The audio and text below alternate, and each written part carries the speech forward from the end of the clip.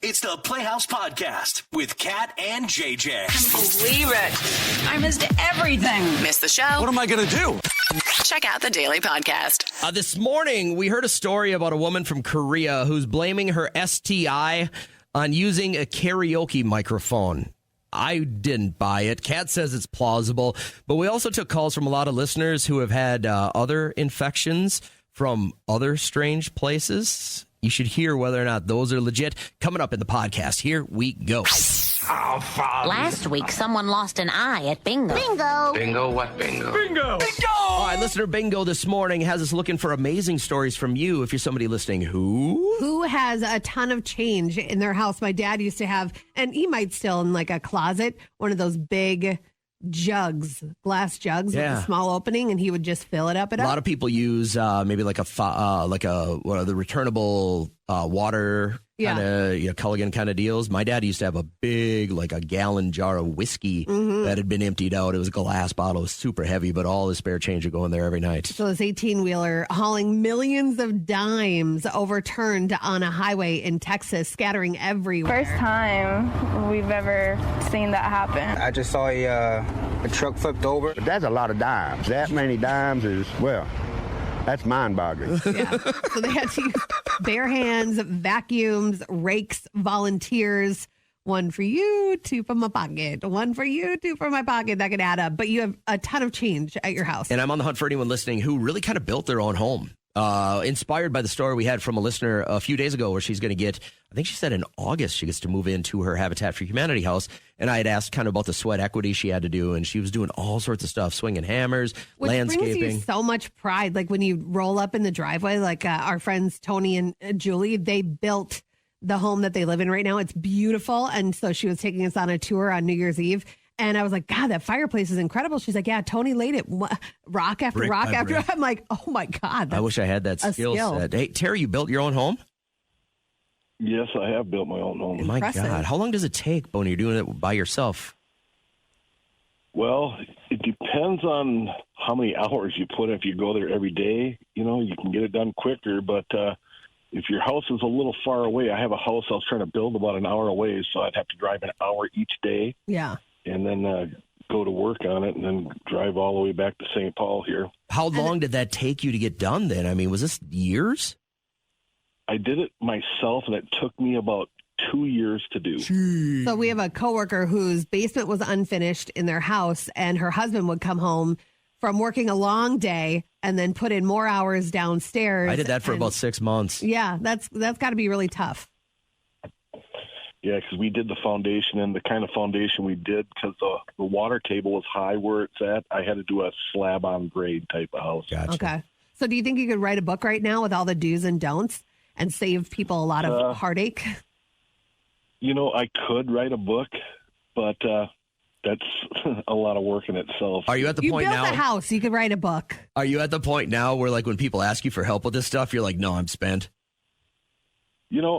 I give advice to them. If friends want help, I'll help them out. Yeah. My knees and back and everything else are shot. I'm 55 years old, and I'm ready to retire because I'm so beat up. You should never tell somebody that you have skills. Like, don't ever tell your friends that you have skills. They should know that you're skillless. I hear anybody's moving, I immediately go, I got slipped discs. Yeah. My knees are bad. I don't. My poor older brother, Casey. I mean, he's the one that we go to for anything and everything. I just feel so bad for him, but don't know everything. Hey, Terry, did this pay off in a big, big way, though? Like, as far as the money you saved on labor and everything like that, will you, significantly increase your value? It paid off huge just from buying the property. I paid $10,000 for the lot. Wow. But now my neighbor across the way paid $60,000 for his lot. Ooh. So you're going to make a significant amount of money for retirement here then, huh? I'm hoping so. All right, brother. Hey, I appreciate you sharing your story. Have a great day today. Hey, thank you guys. You guys have a good day too. Take care. Hey, Vicky, how you doing? I'm fine, and you? Good. Thanks for asking. You guys, did I get this right? You guys built your shop, so is this like a pole barn? Yes. And you guys, you and your husband did it? We didn't do the concrete because I said I wasn't getting into that. Okay. But everything else, I now know how to put up the plastic in there, the insulation, the sheetrock. I will not advise to do it. It is a lot of work. And if I'm a woman, and I am not She-Ra. Was it one of those kits like that you can buy online that, it's kind Nope. of, So you just went to Home Depot, Menards, wherever it was, Lowe's, and you got all the materials delivered? And He had a good idea what he wanted. Yep. Yeah. He had a good idea what he wanted, and we took it from there. How long did it take you, by the way, to get this whole thing from after the concrete dried to getting everything done? I want to say 2.5 months. and that's how many quick. times did you threaten divorce? Every day. Yeah. You Is just it have to understand that you don't mean it, but you just got to work through it. worth it now in the end, though? Oh, it's worth it because now when I have my side of the garage, and he can go out in his shop and do whatever he wants to do. Yeah. So you found yourself a little bit of space, and you got stuff for storage. Great stuff. Thanks for sharing with us. I hope you have a great day. You too. Take care. I want to get Ariel on real quick because she called first, and we left her on hold the longest. Sorry, Ariel. You doing all right?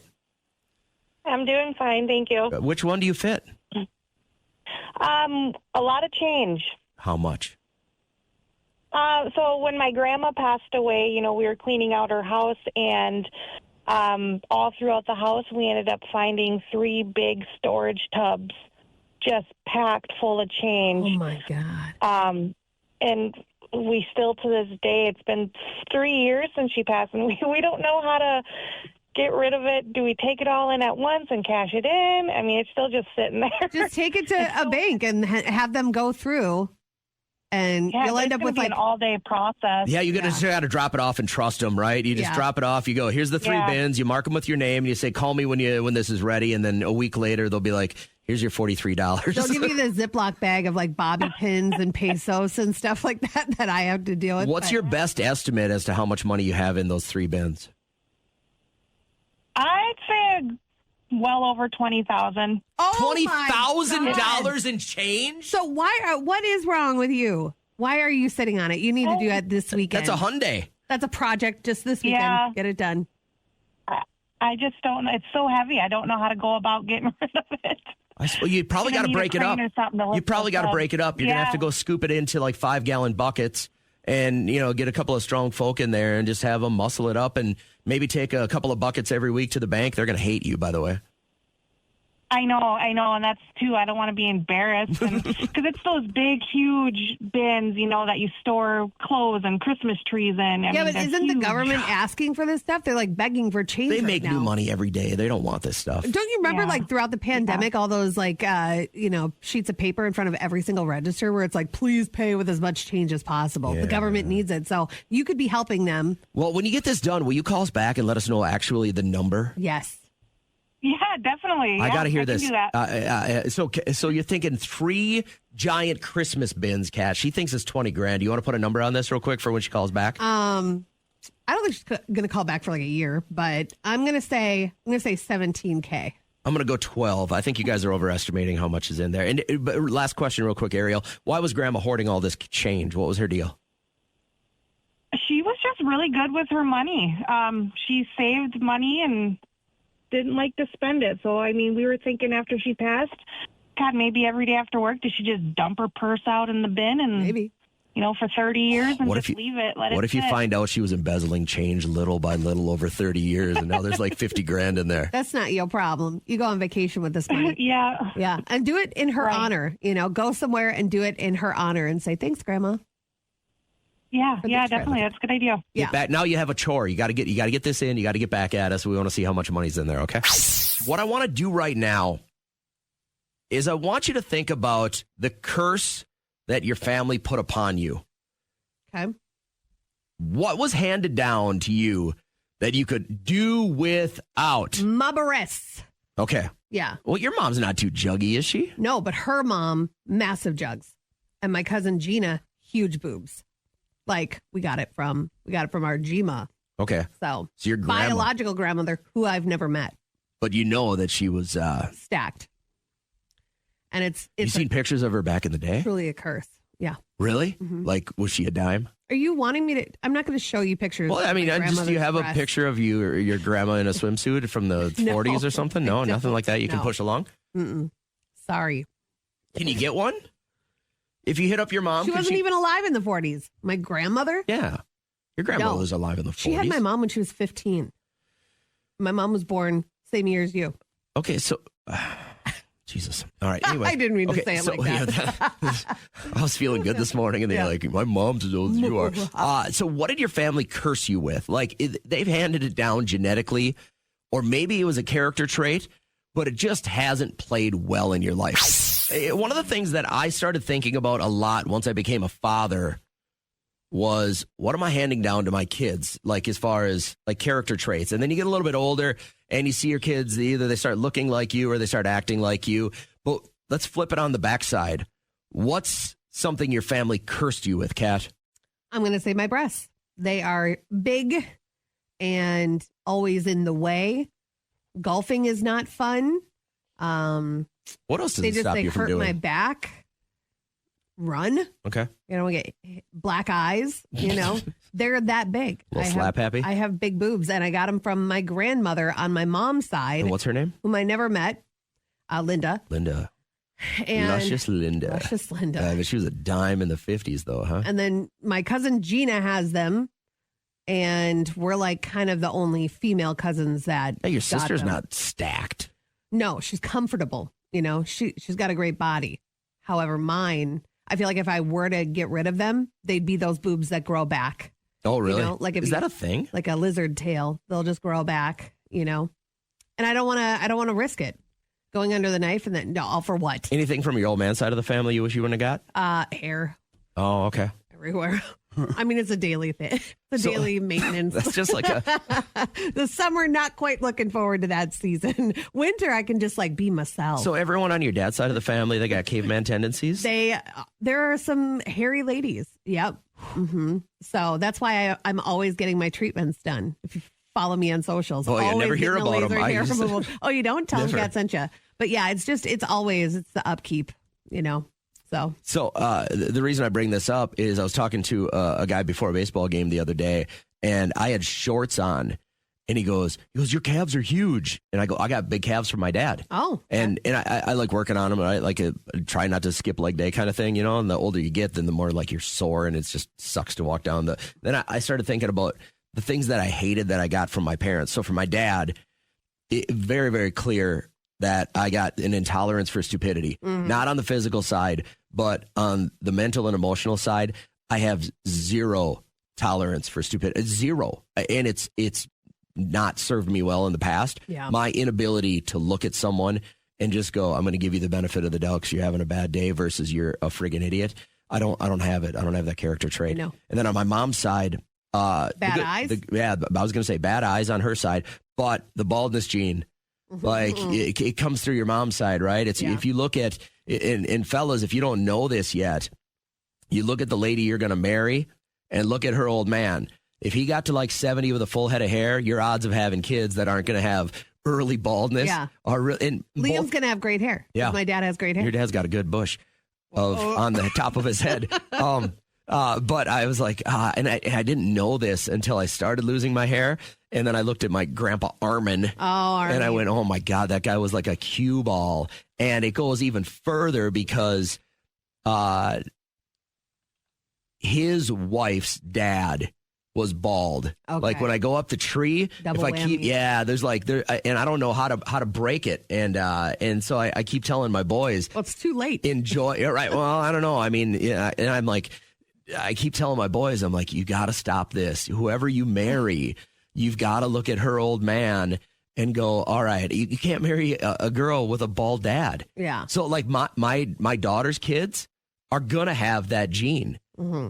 And so I'm like, maybe adopt, maybe, like take on a foster kid, something Being like bald that. is fashionable right now. It is, but like when I started losing my hair in my 20s, like that sucks. Like you go through some heavy, heavy moments there where you're like, why do all my friends have? And I was a pretty child. Like I had great hair, and then one day, boom. Yeah. And I'll tell you what, the first time I shaved my head when I was in college, That was rough. and it didn't all come back.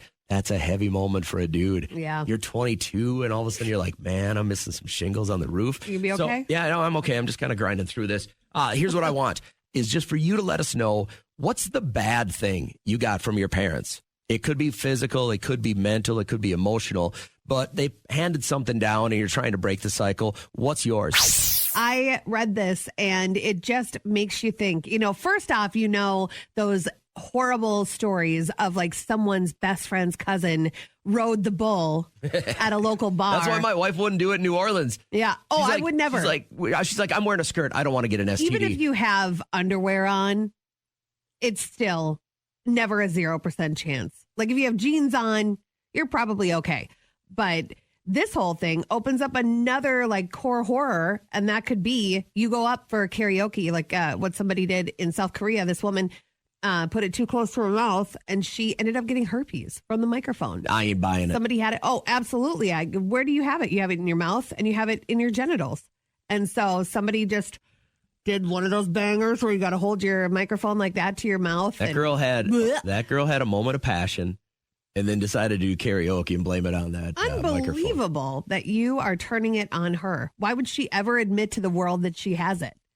Well, because I'm sure it was popping up all over her lips and everyone was like, oh my God, you got the herp. And then she's like, oh, I just did karaoke. I ain't buying it. She didn't make out with a dirty in the alley. She went to karaoke with her girlfriends and walked away with a stinger. And I'm like, that is just, now it's something to think about. Hold the mic way away from your phone. In your purse right now, are there wipes? No. Do you have hand wipes? Mm-mm. So my wife has always got like a little package of them. Okay. So first off, if you're going to go do karaoke and you get up there, wipe it down or find somebody with a sanitary wipe. The person running it should be doing that after. Yeah, maybe. But you see a lot of these bars that do it, the people that are running it are jankier than the people that are going to be singing. I don't know. You really got to watch out. You got to watch yourself. I'm not so paranoid where I'll put the toilet paper on the toilet seat. Oh, I do it at the anywhere that they've got it. I do it. You do? Yeah. Like with the seat covers? Yeah. I just don't. I don't know why. I think the only place I don't do it is at a friend's house or at my home. My mom will do it. She'll take off a long one for this side and a little one for the butt crack and this one, and she'll get a whole setup going.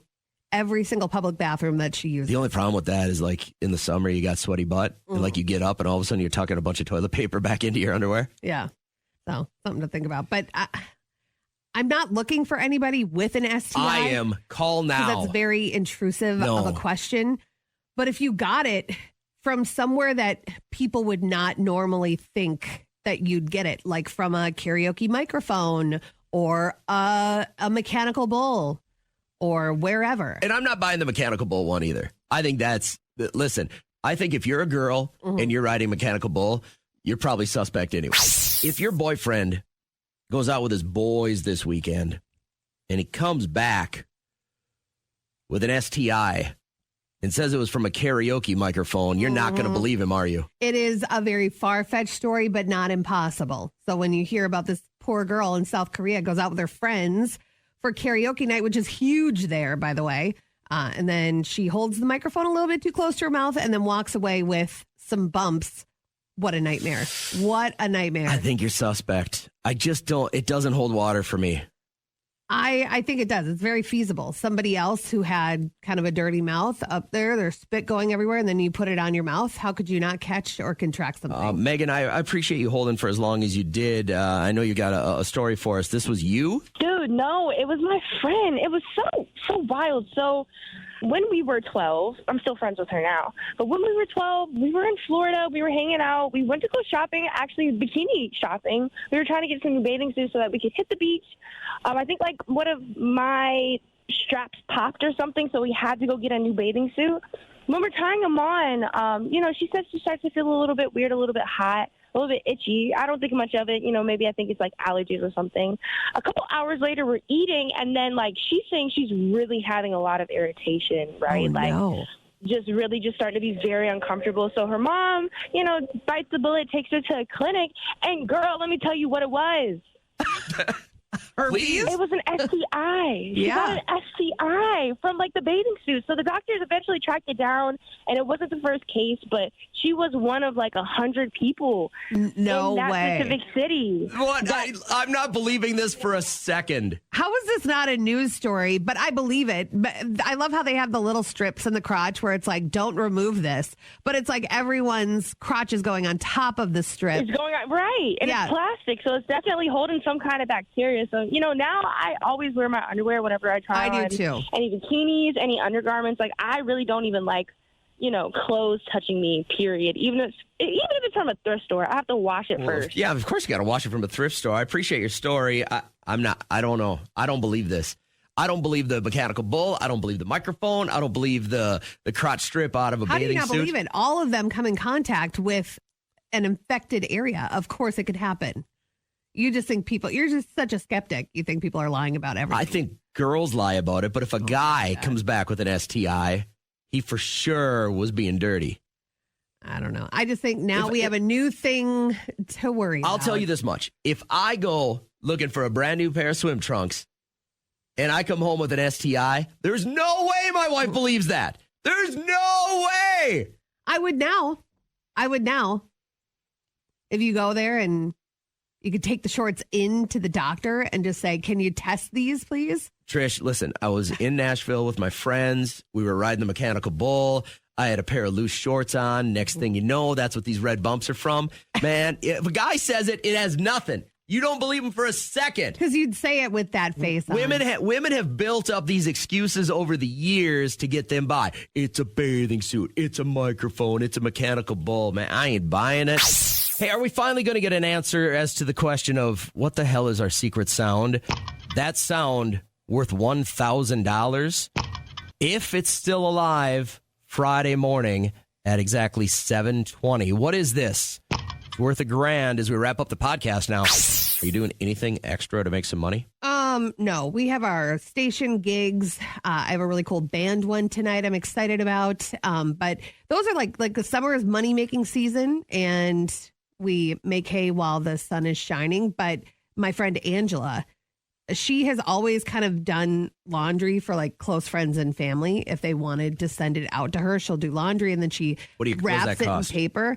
I never got her cost for that, but then I had just texted her what her cost is. So now she's doing like basically towels. Some people are very hesitant to send their delicates to her, which I get. I wouldn't send mine. I like her. And so I have chosen to do my own laundry, but she has like services for like really busy families, and this is one less thing on their to-do list. So what she does is she'll do all their towels and she folds them and then she'll spray them with lavender. And the way she wraps it, I think makes people feel like they're richer than they are. Like you're getting your dry cleaning done. Yeah. So her towels, she said, are $30. And so I can only imagine loads of laundry are way more, but is it worth it for you to have that time back where all you have to do is put it away? So all you do is you drop your laundry off at her house? No, you just leave it outside your front door and then she'll come and get it. She'll drive by in the morning, pick up your laundry, do your laundry, fold it, do the paper thing, bring it back. Might cost you $50. Mm-hmm. And she has a good base, a good clientele base that use her. What does she got at home? Like just a regular washer dryer? She has 2 washers and 2 dryers, and her husband kind of built her a cool area, and she has this like granite countertop. Interesting hustle. And then she'll like steam things if she has to. So that's kind of her main job. She has a TV down there and gets to be a stay-at-home mom. She has 2 young kids, so really works out for her. I had a friend in college who used to be his side hustle. I mean, he was going to school, but his side hustle is he was the bathroom attendant at a gentleman's club. Oh, okay. And he would have to basically make sure the urinals were kept full of ice. Yep. And then he would take rather large tips from gentlemen that wanted to have conversations with some of the ladies in the bathroom. Oh, okay. And, so he was like and the make sure middleman. that they could have a private conversation in there to talk about things so nobody else would use it for. Isn't that a pimp? No. He's setting up little. No. If a gentleman would walk in there with a girl and they wanted to have a conversation privately because the bathroom was more quiet. I never have conversations. He would give this guy $50 or $100, and he would stand outside the door and make sure nobody else came in to bother their conversation. You're adorable. It was very, very Okay. important. But I read about a side hustle that I thought is pretty cool if you like animals. There is such a thing as getting a gig to be the chaperone for dogs at weddings. All right, this woman is a chaperone for dogs at weddings. It's $400 a day. She apparently says she has 50 booked for the year so far. I've never seen an animal at a wedding. No, I saw someone's pug brought the ring down, but then I never saw the dog again. Okay, but this woman, if you want to bring your dog to the wedding, or if you're in the wedding party and maybe you got an outside nice summer wedding, and you want to bring your dog, she'll chaperone your dogs. She'll keep them all in a little bin. She'll set up a bin, a play area. She'll bring the toys and treats and stuff like that, so that if you want to go get your dog and show everybody, sure, put a chain on them and bring them around. Otherwise, your dog just sits over there in the doggy play area. It's like babysitting at a wedding if you want to set up a little area that the kids can sit in. Where have we gone wrong? Where have we? Dogs are animals. I know that they're family members to a point, but they can stay at home for an evening wedding. There's no reason. From Jen, who says, I used to dive for shark's teeth and make them into jewelry. Oh, that's cool. Actually paid for my boat. Side note, my best friend was human remains from the Civil War. I don't know what that means. She has human remains from the Civil War. I don't... Chicoma Beach? I don't know how that's pertinent to this at all. Hey, Brock says, I make dragons out of leather and sell them at Renaissance fairs. People love them. So that's a good one. And then our last text from Mike, I harvest human brains from cadavers. And then he put, it gets me out of the house. I can only assume this is on the up and up and you're working with a hospital, or you would not be writing in for a nationally syndicated morning show for the world to hear. And holy Hannah, you're number 10. No way. Is your name really Hannah, though? No, that'd be crazy, though. Well, it would be crazy. That would have knocked me on my booty. What's your name? My name is Marina. You had to think about that, huh? I did. All right, let's go. There's a big secret. A secret that is worth $1,000. The Secret Sound with Kat and JJ. Now, Marina, we got it together now? We're good to go? Yeah. Are you preoccupied? What are you up to today? I'm at work. Oh, you're trying to keep it under the radar? Got it. I am. Okay. And because you have an unruly Hitlerish boss, is that what you were saying earlier? No, I didn't say that. Are they right behind you? Marina, how long have you been hanging out with the Secret Sound? The whole time? Since the beginning. I'm feeling really nervous, though. Deep breath in through the nose, out through the mouth.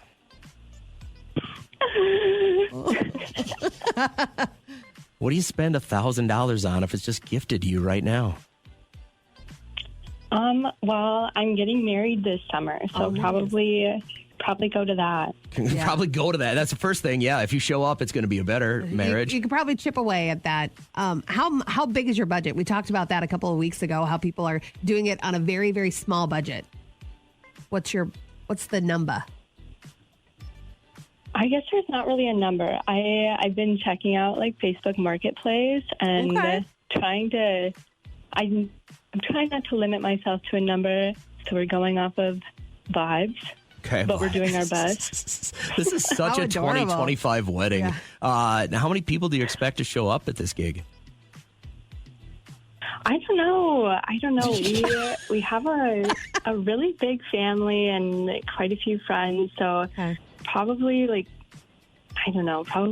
around 200, I'm guessing. In the name of your soon-to-be spouse? Do we know that? I think so. No, I'm just playing. His name's Nick. Okay, all right. How long have you known Nick? We actually went to elementary school, but we got separated for a while. Yeah, we were in 5th and 6th grade together, and then he moved away. Yeah. And then I moved to a different state, and then we reconnected 12 years later. Well, since you guys knew each other so far back, I sent this idea to my friend Julie. Her son is getting married, and I thought it was a really cute idea for all the table numbers, like for kindergarten, what you look like, both of you in kindergarten, the next one, 1st grade, the next one, 2nd grade. So you kind of grow together. You can say it's stupid if you or want it's just stupid, whatever. Don't do what I say. No, that's so cute. I love it. She's not going to do it. Hey, before we get to the Secret Sound, what's his biggest flaw? His biggest flaw? Yeah. I think maybe that he's too easygoing. I'm a little high strung. You are? I am not getting that vibe either. From you. So. Okay, let's get to it. Let's get you this money. Everybody wants you to win this money for your wedding. Marina, what do you think our $1,000 Secret Sound is? Are we finally going to get to move on to a new sound? What is that? Okay. Okay, so I've looked at all of the wrong answers. I'm looking at the picture right now. I've looked at all the hints. I am... I think that... Do you want us to put you on hold and get back to you? You want to come back later? She's all right. No, I'll do it. Okay. I know it has to do with a pen.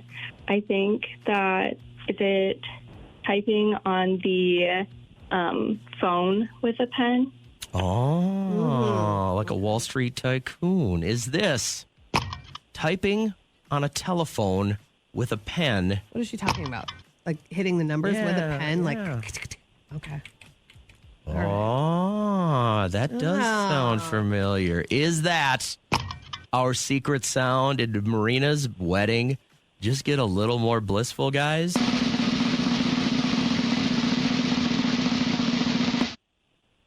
Let's see. That